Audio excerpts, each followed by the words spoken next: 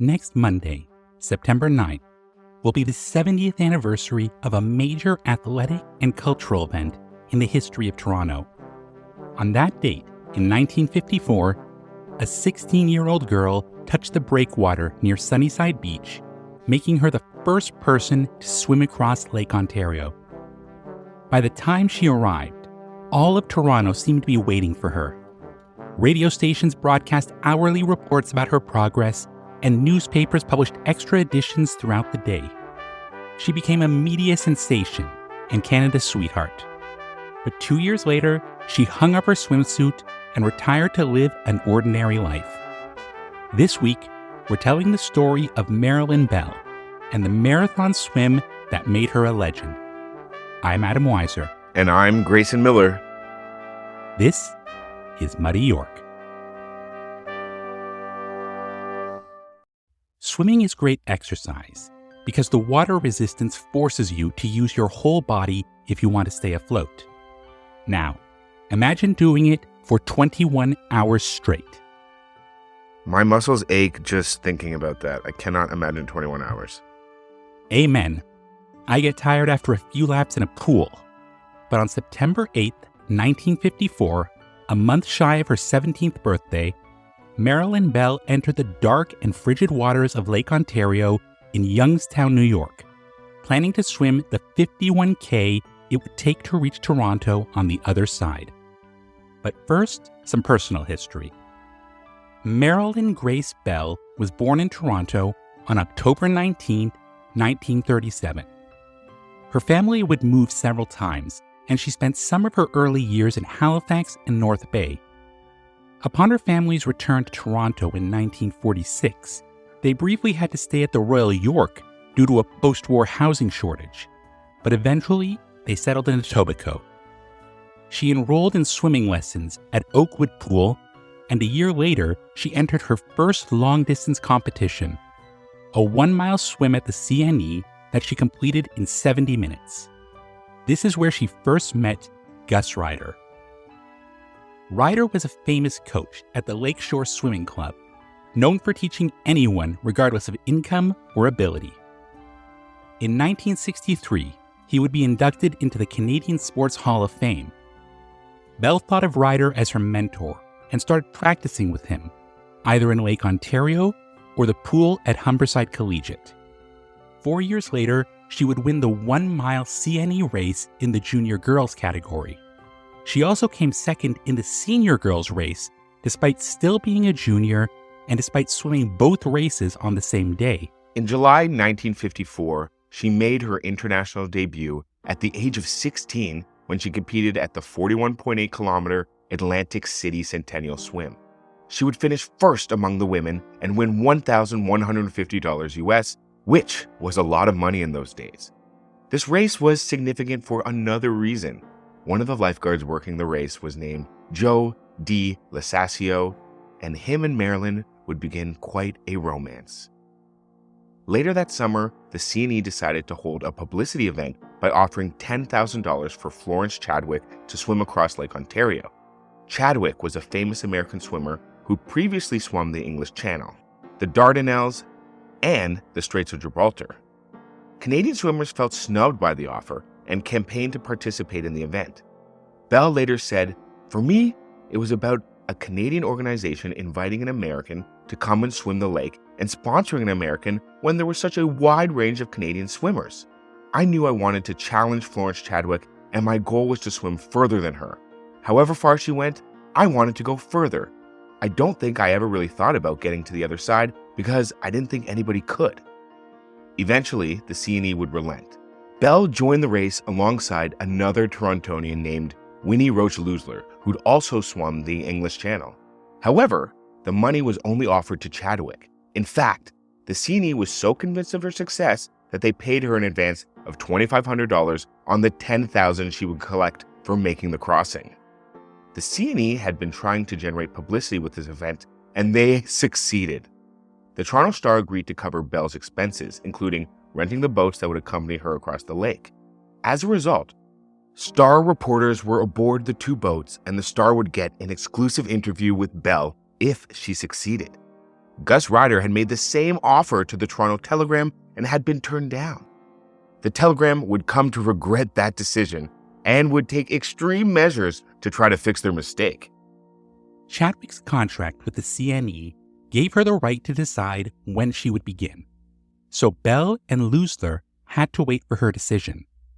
She had originally planned to start on Monday the 6th, but bad weather delayed her departure for the next 2 days. Finally, at 9:30 on Wednesday evening, Chadwick announced that she would depart at 11 p.m., giving the two Canadians just 90 minutes to prepare. Bell entered the water at 11:07. Just before setting off, the captain of one of the boats gave her a 4-leaf clover that she wrapped in wax paper and placed under her swimming cap. As you can imagine, it was fairly dark, and Bell would say, "I was afraid of the dark. When I looked out from the shore, I couldn't see the horizon line. It was just black." She would quickly have something new to worry about. Like what? What was she worried about? Lampreys. Lampreys are small eels with toothy, funnel-like sucking mouths that they use to latch on to other animals. In the Great Lakes, they usually prefer to feed on fish, but they decided to make an exception for that evening. Throughout the night, Belle had to keep removing these creatures as they clamped onto her limbs. Her planned route was straight across the lake, but high winds and waves provided more resistance than usual and kept knocking her off course. By dawn, her spirits were drooping. She was crying, she felt pain in her stomach, and she was nauseous as the waves rolled over her head. Her coach would write messages on a small chalkboard and use a cup attached to a long stick to feed her a mixture of pablum, corn syrup, and lemon juice with water. Now, I'm sure there's a dietary reason for that mixture, but it just sounds disgusting. Belle would recall that there were many times that she wanted to quit, but she didn't want to let down her coach. So, how are the other two swimmers doing? Well, the same waves that made Marilyn sick also gave Chadwick nausea, and she was forced out of the race around 6 a.m. with stomach pains and vomiting. On his chalkboard, Ryder told Belle that flow is out. Leusler, the other Canadian, was also forced to drop out due to cramps at the 3/4 mark.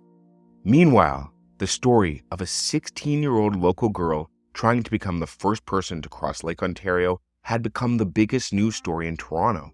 By the afternoon, a small flotilla of boats was accompanying her.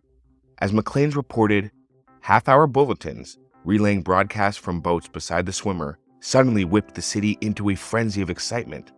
Offices began to empty and a traffic jam formed between downtown Toronto and the grandstand of the CNE. Radios everywhere were tuned to the stations that offered live coverage. Marilyn's friends were excused from school so they could buy flowers and take them down to the lakefront to meet her. Back in the water, Marilyn felt confused as to why all of these boats were following her. She would recall that, "Thought my swim, if I finished it, would be on the back pages of the papers. I thought I would just climb out and go home and a few of my friends would congratulate me." Reporters from the Telegram were now kicking themselves for passing on the chance to sponsor Belle's swim, and they were keenly aware that she was being accompanied by reporters from a rival paper. First, the Telegram sent out a dinghy to get photographs of Belle, but found they couldn't get a shot that didn't include boats from the Toronto Star. Later, another boat from the Telegram tried to squeeze between two Star boats. Tempers flared. Someone threw a bottle, and there was talk about ramming. But cooler heads prevailed. Later, the Star would write that they had protected Belle from some eager fools in powerboats. This was not the end of the Telegram's efforts to snatch the story from the Star. Not even close. But we'll return to that part of the story in just a few minutes. Now, completely exhausted, feeling sick, and moving mechanically, the view of the Toronto skyline started to emerge. Belle recalled hearing voices telling her to keep going. Her coach was aware that she needed encouragement and sent a boat to find her best friend and bring her on board. It was a good strategy. Belle was almost asleep after 18 hours, and her friend jumped into the water to swim alongside her. Just a few miles out, several thousand people had gathered on the lakeshore. The CNE wanted Bell to swim into the CNE waterfront, and they sent out a boat to tell her to land at the grandstand. Gus Ryder said that she'll land where she lands. In fact, Ryder was directing her to Sunnyside Beach, which had lower waves and where the amusement park lights provided a beacon that she could swim toward. When she was so close and at her weakest, Ryder held up the blackboard that said, "If you quit, I quit." Bell's mind blanked, and she described it as if she was floating bodiless, light, and far away. That doesn't sound healthy. Yeah, I don't know if you could do that today. After giving her the last of the corn syrup, Ryder asked if she wanted to get out, knowing that if she stopped, she wouldn't start again. She asked for direction to the yellow light of the shore ahead. At this point, the harbor commissioner made a ruling. To make it official, Bell had to touch the breakwater. She didn't have to make it all the way to the shore. At 8:06, Bell went into the breakwater alone, touched it with her left hand, and stopped. She had made history as the first swimmer to cross Lake Ontario with a time of 20 hours and 59 minutes. The distance was supposed to be 51 kilometers, but wind, waves, and currents had added another 13 kilometers to her journey. When she was pulled from the water, Bell was so dazed from exhaustion and hypothermia that she later confessed that she had no memory of completing her historic swim. She didn't realize that she'd made it until she heard people talking about it in the ambulance. That ambulance was the scene of another caper, as the telegram tried to snatch Bell away from the star. An ambulance had been waiting for her as her boat made it to the harbor, but it wasn't the vehicle that her team was expecting. The telegram had hired its own ambulance and put one of their top reporters, a woman named Dorothy Howarth, in a nurse's uniform so she could interview Bell on her way to the Royal York. The plan failed when reporters from the Star recognized their rivals from the telegram. The boat refused to dock until the telegram staff had been removed. When they refused to leave, police constables had to be called. It kept going. As Bell passed, one reporter popped out of a barrel where he had been hiding and began snapping pictures. A Star reporter kicked over the barrel. A nurse jumped into the ambulance just as it was about to leave, only it wasn't a nurse. It was Dorothy Howarth. She was ordered out. When Bell arrived at the Royal York, the man holding the freight elevator to take her to her room was another telegram reporter. All of this really happened. Overnight, the humble Toronto teen became a national celebrity. The next day, she was on the front page of every local newspaper. Bell and her coach got a ticker tape parade through downtown Toronto, and nothing but the city's pride in her. She told the Star, "It seems awfully nice of them." She would receive the money that had been promised to Florence Chadwick, along with a host of other gifts, including a new car, a TV set, a record player, a basket of apples, 2 chinchillas, and a silver tea service because it was the 50s. In fact, her feat caught the imaginations of the entire country and beyond. She was seen as the perfect role model, modest, intelligent, appreciative, and charming. She was anointed as Canada's sweetheart and the darling of the empire. She won the Lou Marsh Trophy as Canada's Athlete of the Year and the Bobby Rosenfeld Award as the top female athlete of the year. She was also named the 1954 Canadian Press Newsmaker of the Year and would appear on The Ed Sullivan Show, which was a massively popular television program at the time. In 1955, the Toronto Telegram tried to make up for its earlier blunder by offering $15,000 for Bell to swim the English Channel. She accepted and made the crossing in 14 hours and 36 minutes. A year later, she would swim the Juan de Fuca Strait between Vancouver Island and Washington State. Her first attempt ended in failure about 8 kilometers from shore. Only 18 at the time, she thought she had let down the whole country, which shows how much pressure she was feeling. She became even more determined to complete the crossing and would succeed on her second try. Bell sees these feats as her own personal triple crown. So what did she do next? She hung up her swimsuit and retired from marathon swimming. A year later, she married Joe DeLisasio, the New Jersey lifeguard that she met in Atlantic City, and they raised 4 kids together, all swimmers. As she said, after all that attention, I wanted to live a normal life. After her children had grown up, she would get a teaching degree and go to work with special needs kids. Throughout her life, she would also call to encourage swimmers who were planning to follow in her swim strokes. She makes these calls because she remembers a male swimmer who told her that she was just a kid and didn't belong right before her first big swim in Atlantic City.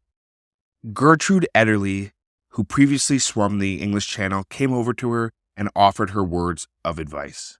Gillian Best, who completed the swim across Lake Ontario in 2021, said, "I felt so motivated by her calling me and knowing she cared about me swimming across her lake." Bell would receive a host of honors over the course of her life.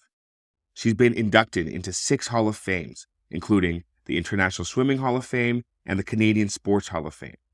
She was awarded the Order of Ontario, and a TV movie about her would be broadcast in 2001. Marilyn Bell Park is obviously named after her, and in 2010, Ontario's voted to name one of the ferries running to and from the island airport after her. You can see a picture online of her breaking the champagne bottle to christen the Marilyn Bell one. At the time, she noted that, "I'm still a Canadian at heart. It's always going to be home for me." She would face a new physical challenge later in life. During her 60s, Bell had developed a painful spinal condition called scoliosis that gave her back problems whenever she tried to swim. After moving to a retirement community, one of Bell's neighbors put her in touch with a swimming coach named Terry Laughlin. He figured out that she had to alter her 1950s style of swimming. These changes meant that for the first time in 27 years, Bell was able to swim in open water. As she said, "Swimming is now a joyful experience. I always felt elated after completing my long swims, but swimming for pure joy is such an unexpected gift." Marilyn Bell is still alive at age 86, so we can't say how her story will end. But she bears the distinction of being the first person to swim across Lake Ontario. It made her an icon and marks her place in Toronto's history.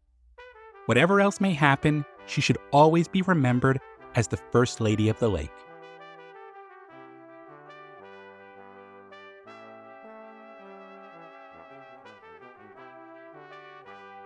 Well, guys, that is the end of another great episode. I hope you learned a lot. What an interesting, fascinating character that lived and made the Toronto City a better place. Remember, give us a review, give us 5 stars, like and share this podcast on your favorite platforms. Share it, tell your friends, tell your mom, tell your cousins, tell anybody you can. We love our fans. We love to hear from you. Shoot us a message and have a great day.